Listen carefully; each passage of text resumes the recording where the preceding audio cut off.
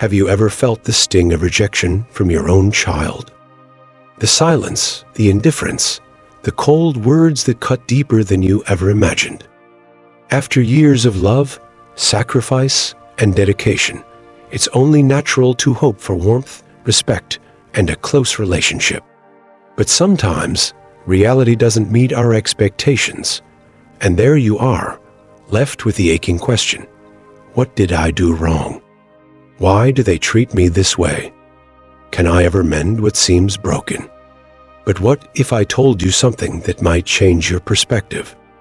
What if being rejected by your child is not a curse, but a hidden blessing, a painful but powerful teacher guiding you to rediscover something even greater than their approval, your inner freedom? The Stoic Seneca, Epictetus, Marcus Aurelius teach us that even in life's harshest moments, we can find wisdom, purpose, and serenity. What if this rejection is not the end, but a doorway to a stronger, wiser, and freer you? Today, we'll explore how to navigate this pain, how to forgive, let go, and most importantly, how to redirect your love towards something that truly nourishes your soul. Stay with me until the end, because the final lesson might just change the way you see this stage of your life entirely. Let's begin. 1. Rejection is your greatest teacher. A child's rejection is one of the deepest pains life can bring. It doesn't just hurt your heart, it shakes your very foundation. As parents, we pour years of love, sacrifice, and dedication into raising our children, hoping deep down that they will recognize and reciprocate that effort. If today you feel that your child is rejecting you, ignoring you, or failing to appreciate all that you've given, know that you are not alone. It is a common experience, yet that does not make it any less heartbreaking. I once knew a woman named Eller. She had devoted her entire life to her children, raising them with care and ensuring they never lacked anything. She worked tirelessly, put her own dreams on hold, and always prioritized their well-being over her own. But as she grew older, she found herself feeling invisible. Her calls went unanswered, visits became rare, and when they did happen, they felt like obligations rather than acts of love. For years, she struggled with the question, what did I do wrong? She believed that after all she had given, she deserved more in return, more attention, more gratitude, more presence. But it was only when she let go of those expectations that she finally found peace. What Eller realized is something the Stoics have taught for centuries. Our suffering does not come from what others do to us, but from our interpretation of their actions. Epictetus reminds us, it's not events that disturb us, but our judgment about them. Your child has their own life, their own struggles, their own priorities, and while their distance may feel deeply personal, often it is not. The pain of rejection is not proof that you have failed as a parent. Rather, it is an emotional response to an expectation that has not been met. And this is where transformation begins, not through resignation, but through freedom from those expectations. Marcus Aurelius teaches us, love whatever happens to you, for it was meant for you. This moment in your life, painful as it may be, is an opportunity to find peace within yourself, independent of how others treat you. How many times have you given, expecting something in return, even if you never said it out loud? It is natural to desire love, respect, and attention. But when that desire turns into a requirement for happiness, you hand over control of your peace to someone else. If your well-being depends on your child acknowledging you, then your emotions will always be at the mercy of something you cannot control. Eller found her peace when she shifted her focus inward. She stopped waiting for validation from her children and began asking herself what she could do to fill her own heart. She started pursuing long-neglected interests, reconnecting with friends, and practicing gratitude for the simple joys in her life. The more she cultivated her own happiness, the less she suffered over what her children did or did not do. She had given freely as a mother, and now it was time to give freely to herself. A child's rejection is not the end of your story, nor does it define your worth.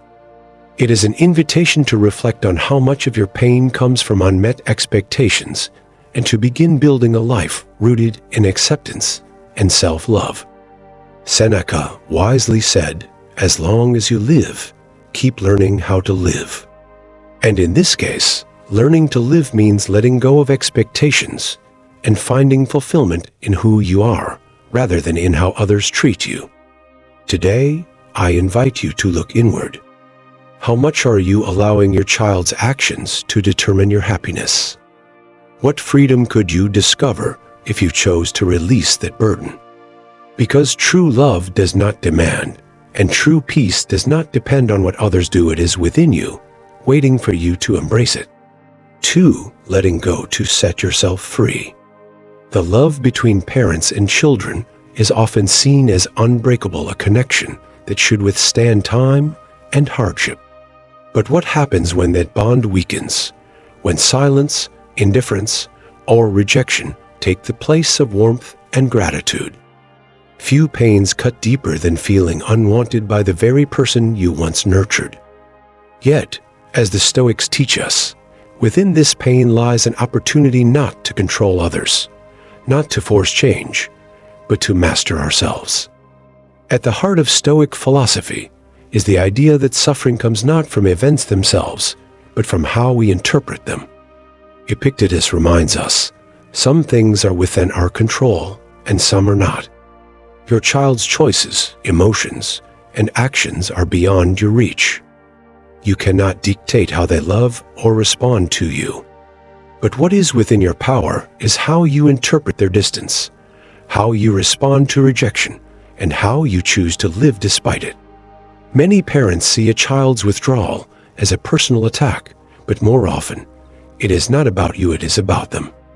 Adult children carry unseen burdens, struggles they may never have voiced. Their distance may not be cruelty, but a reflection of their own emotional battles. The Stoics teach us to step back, to observe without immediate judgment, and to seek understanding over resentment. Imagine a mountain. Storms may rage, winds may howl, but the mountain remains unmoved.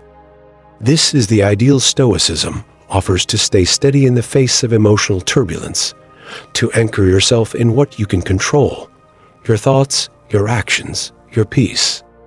So, how do you reach this state? Through compassion, not as weakness, but as wisdom. It is easy to see rejection as ingratitude, but what if your child's silence is not rejection, but an inability to express themselves? Marcus Aurelius reminds us, when you arise in the morning, think of what a privilege it is to be alive, to breathe, to think, to enjoy, to love. Even if your child is distant, you still hold the power to love them without expectation, without resentment. And remember, all things change. No one steps in the same river twice, said Heraclitus, for both the river and the person are constantly evolving.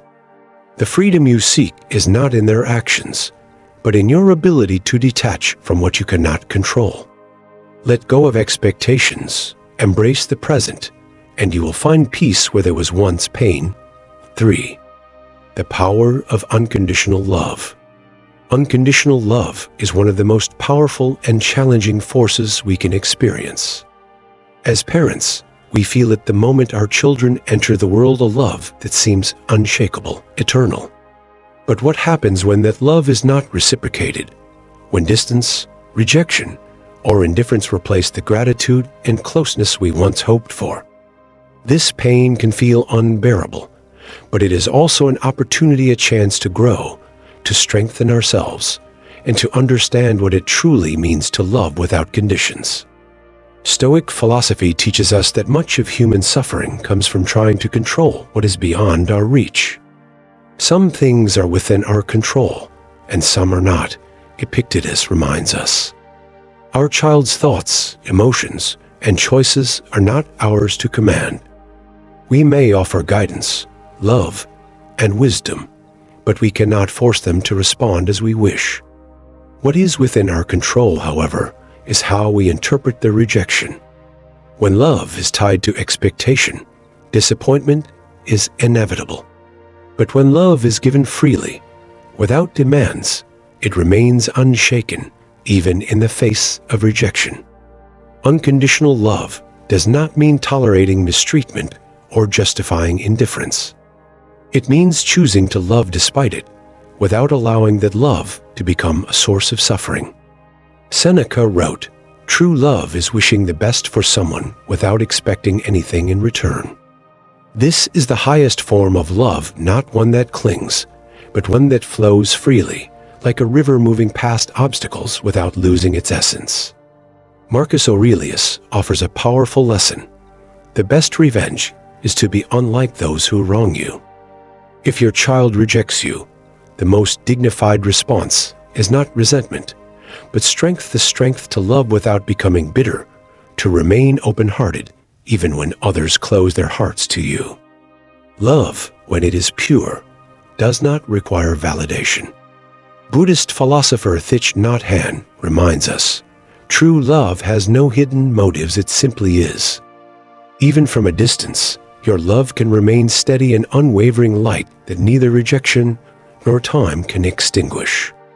Unconditional love does not promise reconciliation, nor does it mean the pain will disappear. But it does free you from the weight of expectation, allowing you to find peace, strength, and dignity in the act of loving itself. And in that, you reclaim something even greater than love returned. You reclaim yourself. 4. Don't let your ego control you. Pride, that inner voice that insists we are right, that we were good parents, that we deserve gratitude, can be both a shield and a trap. When we feel rejected by our child, that wound inflames our ego, making us ask, how could they do this to me after everything I've done for them? But Stoicism invites us to look beyond pride and ask instead, is this feeling helping me heal, or is it pulling me deeper into pain? Seneca teaches us that the greatest obstacle in life is self-centeredness, which locks us into our own perspective and blinds us to reality. If we let pride dictate our reaction to rejection, we risk becoming prisoners of our emotions, feeding a narrative in which we are the victims and our children the villains. But what if that narrative isn't the whole truth? Accepting that we may have made mistakes is not weakness, it is wisdom. Acknowledging that we may not have always listened, that we may have imposed our expectations, or that we may have unintentionally caused hurt, does not mean we bear the full weight of the relationship. It simply means we are human, capable of reflection and growth, no matter our age. Marcus Aurelius wrote, "Do not let your mind be filled with premature judgments. Approach each situation as if seeing it for the first time." Instead of assuming that our child's rejection is an act of unfairness or ingratitude, we can observe the situation with a clear mind and ask, what can I learn from this? How can I respond with wisdom instead of resentment? When we detach from our rigid judgments, we create space for understanding and transformation. Pride also blinds us to opportunities for change. It tells us that if we feel hurt, we should wait for our child to take the first step, to apologize, to acknowledge their mistakes. But what if we were the one to make the first move, not out of submission, but out of strength and love? Saying, maybe I didn't do everything perfectly, but I am willing to listen and grow, is not weakness, it is the courage of humility. Pride is like a wall that separates us from those we love. Tearing it down does not mean losing, it means building a path to connection. Epictetus reminds us, man is not meant to be invulnerable, but to be adaptable to life. Being adaptable does not mean giving up your dignity. It means recognizing that true love sometimes requires us to adjust, to listen, and to grow, even when we feel hurt. So, ask yourself, what matters more, being right or being at peace? Holding on to the idea that you are blameless, or opening yourself to the possibility of a deeper relationship? The answer lies not in your ego, but in your heart. 5. Stay calm in the face of others' judgment. Did you know that in ancient Rome, a person's worth was often judged by their family's reputation rather than their individual character? Yet the Stoics rejected this idea, teaching that true value comes from within, not from societal expectations or the opinions of others. The judgment of others can be an unexpected and painful burden, especially when facing rejection from a child. In our society, family is often seen as a measure of personal success, and any fracture in those relationships can invite questioning looks, unfair criticism, or whispers that judge without understanding. What did you do to make your child walk away? Why don't you try harder to fix things? These questions can pierce your inner peace and make you doubt yourself even more. But how can you face these opinions without letting them consume you? Stoic philosophy offers a valuable tool: imperturbability. Epictetus once said, "When someone criticizes you or speaks ill of you, do not be angry, simply reply, 'You do not know everything about me.'" This phrase is more than a shield against outside opinions. It is a reminder that the truth of your life is something only you fully understand. No one, not even those closest to you, can completely grasp the complexities of your relationship with your child, your intentions, or the journey that brought you to this point. Finding serenity in the face of judgment begins with a shift in perspective.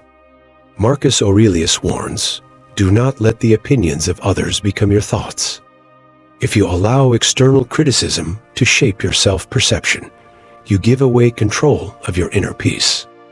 Ask yourself, does this criticism come from someone who truly knows me, understands the full context of my situation, and speaks from a place of wisdom and love? If not, then their opinion does not deserve space in your mind or heart. Another powerful realization is that judgment often reveals more about the person delivering it than about you. Criticism frequently stems from personal insecurities, fears, or unmet expectations. Someone who judges you for your child's rejection may be projecting their own fears of failure. Understanding this frees you from taking their words personally. Ultimately, the judgment of others loses its power when you find meaning beyond external validation. Engage in passions and relationships that remind you of who you truly are. As Epictetus said, only the person who governs themselves is truly free.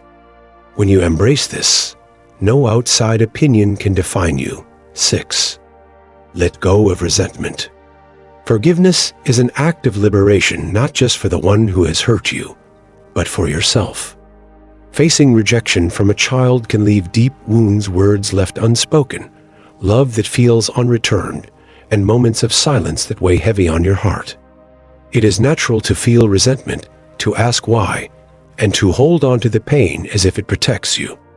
But in truth, resentment does not shield you, it traps you, keeping you bound to the very thing that hurt you. Forgiveness does not mean justifying your child's rejection or pretending it did not wound you. It does not mean saying, "It doesn't matter."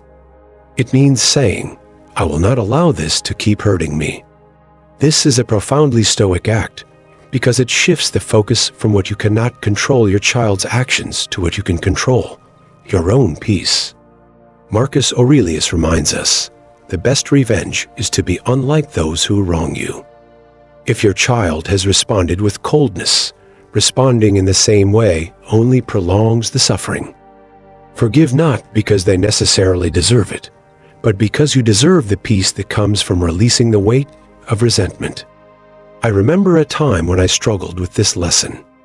A close family friend, someone I deeply respected, went through years of painful estrangement from their son.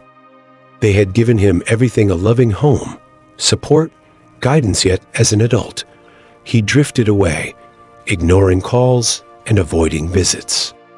I watched as the pain ate away at them, turning into quiet resentment.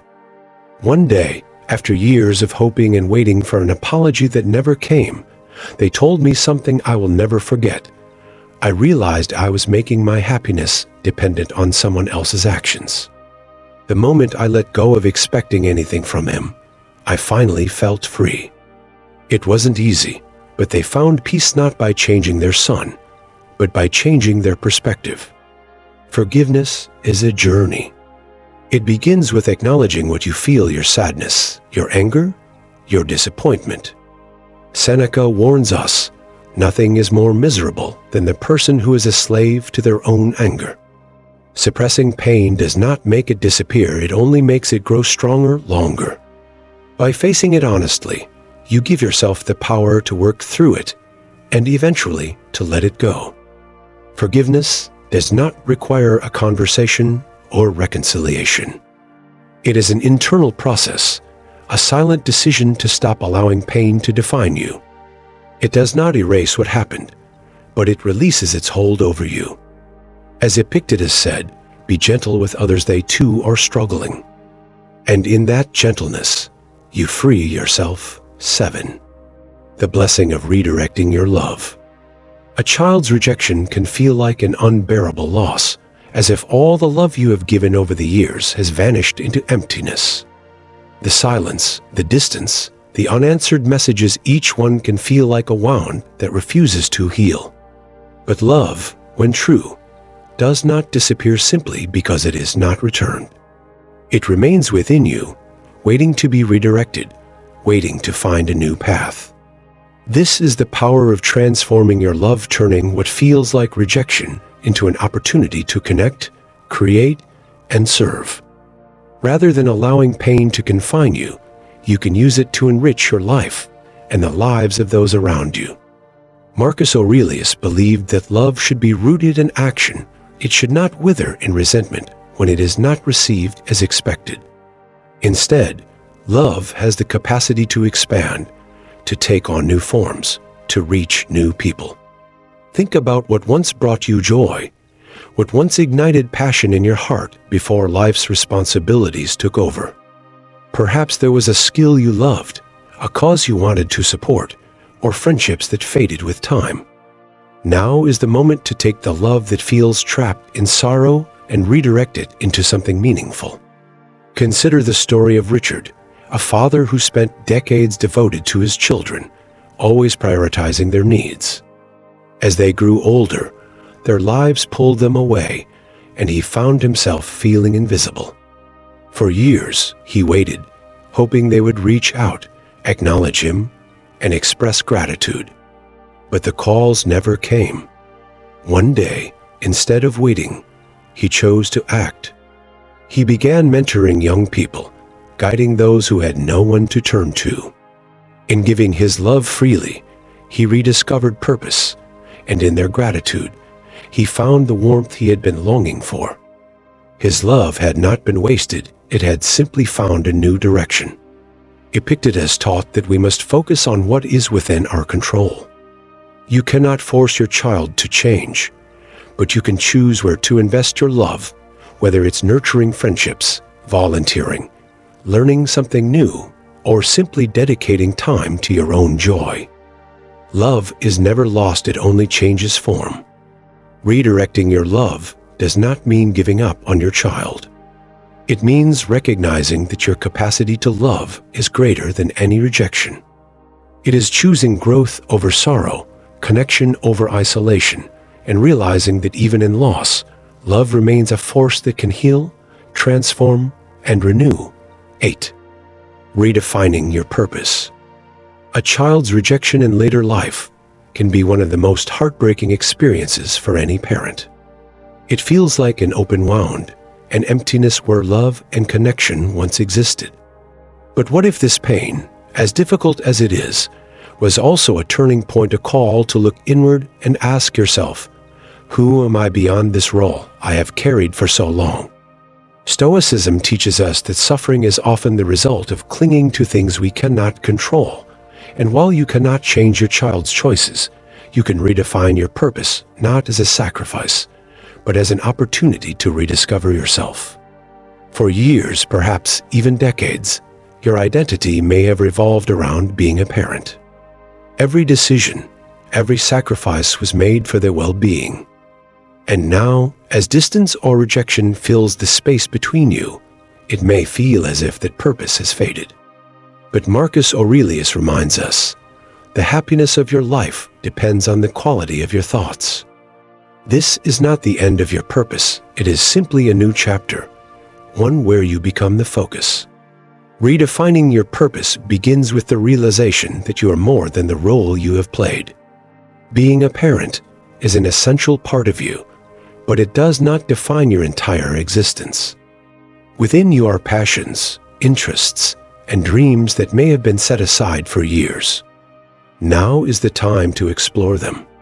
Seneca said, "As long as you live, keep learning how to live." Aging is not a decline, it is an evolution. It is a chance to ask yourself, what else can I contribute to the world? What else can I experience? This process of redefinition is not just necessary, it is liberating. Perhaps you once loved painting, writing, traveling, or learning something new, but put it aside for the sake of family. Maybe there are friendships that have faded or causes you always wanted to support, but never had the time for. Now is the moment to embrace these things not as a distraction from rejection, but as an affirmation of your own worth. Rediscovering yourself does not mean abandoning your love for your child. It means choosing to honor yourself as an individual.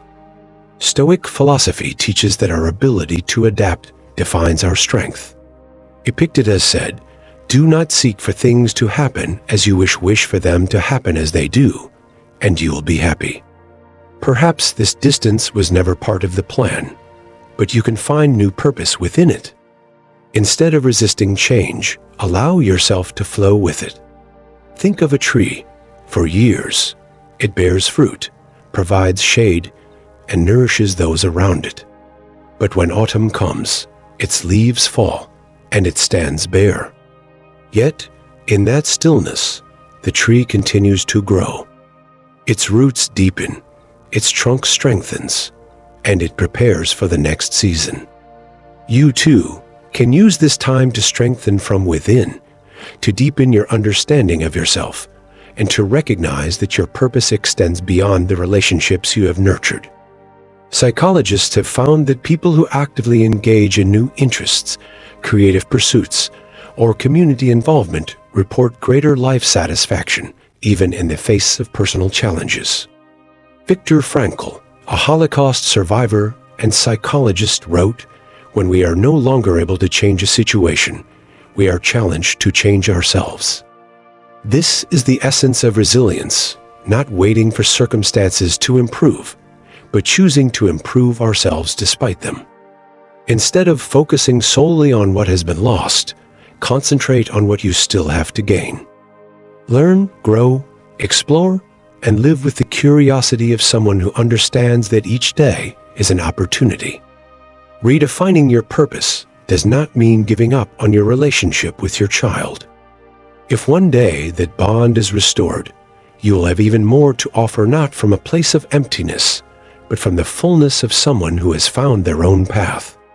And if that moment never comes, you will have built a life that is rich, meaningful, and fulfilling on its own. Ultimately, redefining your purpose is an act of self-love. It is recognizing that while one part of your life may have changed, you are still capable of growing, contributing, and finding joy. Seneca reminds us, it is not that we lack time to live, but that we waste it on things that do not matter. Do not waste this time. It is yours to reinvent yourself, to rediscover yourself, and to honor the person you are beyond any role you have ever played. Like the tree, you continue to grow. Rejection, no matter how painful, does not define your purpose. It is a reminder that you are still here, your story is still being written, and you still have love, strength, and wisdom to give to the world. Marcus Aurelius said, "The universe is change. Our life is what our thoughts make of it."